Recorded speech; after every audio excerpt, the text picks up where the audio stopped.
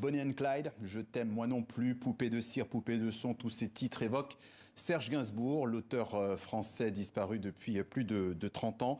Nous en parlons avec notre invité Laurent Ballandra. Bonjour. Bonjour. Voici votre livre, Les petits papiers de Serge Gainsbourg, aux éditions Textuelles en France. Alors d'abord, c'est quoi ces petits papiers ? Ce sont les archives de Serge Gainsbourg, une partie des archives de Serge Gainsbourg. Ce sont ses manuscrits, ses séances de travail, ses petits carnets où il note des idées, où il note parfois certains rendez-vous. C'est un éclairage sur son œuvre. Vous en parlez d'ailleurs au présent, tellement vous êtes... Oui, j'ai même pas fait exprès. Vous avez dit donc effectivement des archives. Comment vous avez accès à ces archives ? C'est Charlotte Gainsbourg que j'avais sollicité à l'époque, qui a commencé à regarder un petit peu dans les placards de la rue de Verneuil, qui a retrouvé pas mal de manuscrits. Et puis après, ça a été un jeu avec tout un tas de personnes. Un jeu de piste, oui, avec Catherine Deneuve, Isabelle Adjani, Françoise Hardy, Alain Chamfort, toutes les personnes qui avaient travaillé avec Serge Gainsbourg pour savoir si quelqu'un détenait quelque chose. Effectivement, il y avait un peu des petites traces un petit peu partout. Si j'ai bien compris, c'est le processus de fabrication d'une chanson que vous retracez un peu à travers ce livre. C'est ça. C'est ça. Est-ce que vous n'avez pas eu peur aussi, à un moment donné, de trahir des secrets de fabrication ? Alors, c'est aussi très important. Tout ce travail-là a été supervisé par Charlotte. Donc, ce qui fait que même si effectivement ça a dû être très douloureux pour elle, très compliqué, il y a un moment donné où il n'y a rien d'intime en dehors de ce qui peut éclairer l'œuvre.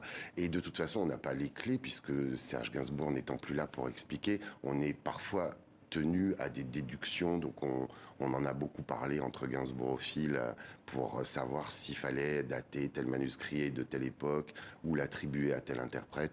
Ça reste encore, il y a encore toute une partie d'ailleurs du livre où on a des hypothèses mais pas de certitude. Laurent Ballandra, on va prendre quelques exemples. Quelles annotations vous ont-elles semblé les plus symptomatiques de l'auteur qu'est Serge Gainsbourg ? Ce qui est assez incroyable, c'est qu'il part toujours, alors ça il le disait, mais on le voit pour le coup, il part toujours d'un mot pour aller vers une idée. Donc il fait des recherches de mots qui claquent, qui sonnent sur du rythme, puisque l'apport énorme de Serge Gainsbourg dans la chanson française, c'est d'avoir réussi à faire sonner la langue française sur des rythmes, sur du jazz, sur de la musique africaine, sur de la musique reggae, sur du funk, donc très inhabituel. Et surtout, ce qui m'a particulièrement interpellé, c'est de voir comme une idée peut se transformer. C'est-à-dire que, par exemple, l'histoire de Melody Nelson, on voit qu'elle est déjà présente furtivement dans d'anciennes chansons, d'anciens manuscrits, d'anciennes recherches. Donc, en fait, Serge Gainsbourg, qui avait cette particularité de d'écrire à la dernière minute, en studio, comme beaucoup d'artistes, oui. Non ou pas ? Acculé devant en fait la nécessité de devoir terminer une chanson, pouvait le faire parce que justement il y avait tout ce travail préparatoire, toute cette recherche qui finissait par un jour aboutir à un chef-d'œuvre. D'accord. Aucun Boeing sur mon transit, aucun bateau sur mon transat, je cherche en vain la porte exacte, je cherche en vain le mot exit. C'est l'extrait de L'Amour enregistré par Françoise Hardy en 1968. Dans votre livre, vous montrez 10 pages d'annotation pour cette seule chanson. Et qu'est-ce que ça dit finalement de Serge Gainsbourg, de son exigence et éventuellement peut-être aussi de la complexité de l'exercice en fait ?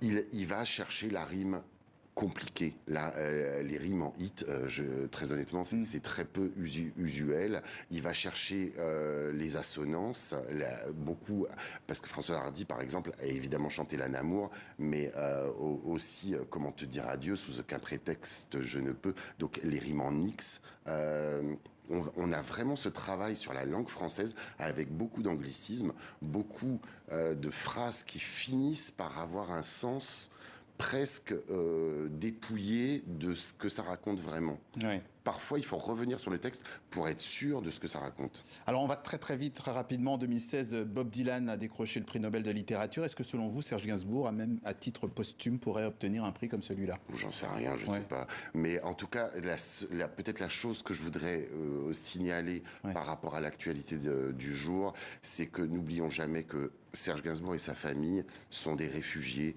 sont des gens qui ont fui la Russie, sont des gens qui sont passés par l'Ukraine, par Odessa, qui sont arrivés en bateau. Et quand aujourd'hui on pose la question de savoir doit-on aider l'Ukraine, jusqu'où faut-il aller avec les réfugiés, c'est une question qu'on ne devrait pas se poser en France. Très bien, un musée devrait d'ailleurs ouvrir rue Verneuil bientôt à Paris, et une dans sa maison, une exposition à Beaubourg. Laurent Ballandra, merci. Vous êtes l'auteur de Petit papier de Serge Gainsbourg aux éditions Textuelles en France. Merci d'être passé par le journal de TV5 Monde.